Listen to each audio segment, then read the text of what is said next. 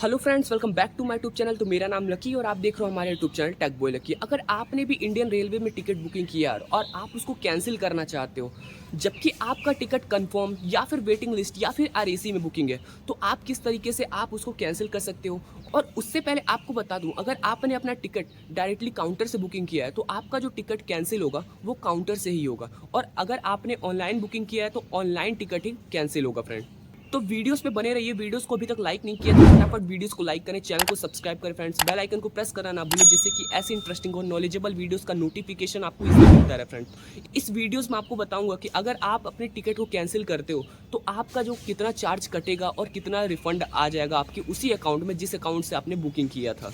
और ये सारा चीज़ें आपको पॉइंट वाइज में बताऊंगा। अगर आपने फर्स्ट एसी में बुकिंग किया है या फिर ईसी में या फिर सेकेंड एसी, थर्ड एसी या फिर स्लीपर बोगी में आपने अगर अपनी सीट को बुकिंग किया है तो आपका कितना चार्ज कटेगा और कितना पैसे रिफंड आ जाएगा सेम उसी अकाउंट में। तो चलिए वीडियोस को स्टार्ट करते हैं। तो सबसे पहले आपको बता दूं, अगर आपका टिकट कंफर्म है और आप उसको कैंसिल करना चाहते हो, वो भी ट्रेन खुलने से 48 घंटे पहले, तो अगर आपने अपना टिकट फर्स्ट एसी या फिर ईसी में बुकिंग किया है, उसको कैंसिल करना चाहते हो तो उसमें से टोटल आपका 240 रुपये कटेंगे और जितना भी आपका टोटल अमाउंट होगा वो रिफंड आ जाएगा। 240 रुपये कट के और बाकी का पैसा आपका उसी अकाउंट में आ जाएगा जिस अकाउंट से आपने बुकिंग किया था ट्रेन का टिकट। और सेकेंड एसी के लिए आपका जो चार्ज कटेगा वो 200 रुपये कटेंगे और बाकी का जो पेमेंट होगा वो आपके उसी अकाउंट में आ जाएगा जिस अकाउंट से आपने बुकिंग किया था फ्रेंड।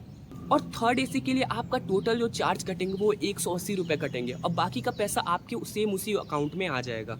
और अगर आपने स्लीपर क्लास में बुकिंग किया और आप उसको कैंसिल करना चाहते हो तो आपका जो टोटल पैसा कटेगा वो कटेगा 120 रुपये और बाकी का पैसा आपका रिफंड आ जाएगा। और अगर आपने सेकेंड क्लास में बुकिंग किया है तो आपका जो टोटल पैसा कटेगा वो केवल 60 रुपये कटेंगे, बाकी का पैसा आपको रिफंड आ जाएगा उसी अकाउंट में। तो चलिए आते हैं दूसरे पॉइंट पे। अगर आप अपने टिकट को कैंसिल करना चाहते हो ट्रेन खुलने से 12 घंटे और 48 घंटे के बीच में, तो आपका जो भी किराया लगा होगा उसका 25% आपका चार्ज के रूप में कट जाएगा और बाकी का पेमेंट आपके उसी अकाउंट में रिफंड आ जाएगा जिस अकाउंट से आपने बुकिंग किया था फ्रेंड।